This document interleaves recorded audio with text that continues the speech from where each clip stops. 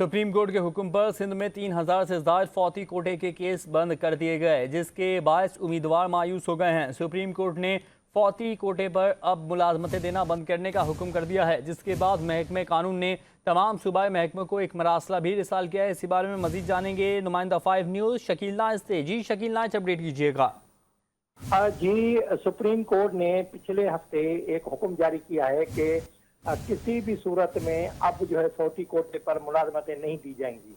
पहले ये होता था कि दौरान सर्विस अगर कोई सरकारी मुलाजिम का इंतकाल हो जाता था तो उसके किसी एक बेटे को या बेटी को मुलाजमत दी जाती थी, और ये सिलसिला पिछले 8-10 साल से चल रहा था।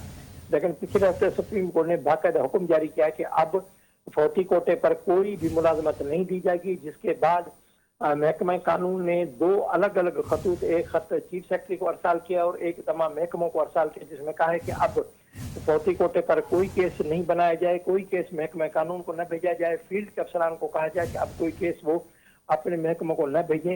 इस वक्त 3000 से जायद जो है फौती कोटा के जो उम्मीदवार हैं, मुलाजमत के उम्मीदवार हैं, वो इंतजार कर रहे थे। लेकिन सुप्रीम कोर्ट के हुक्म के बाद अब उन 3000 जो उम्मीदवार हैं उनकी उम्मीद भी अब खत्म हो गई। अब उन्हें अपने जो वालिदैन है उसके कोटा पर मुलाजमत नहीं मिल सकेगी।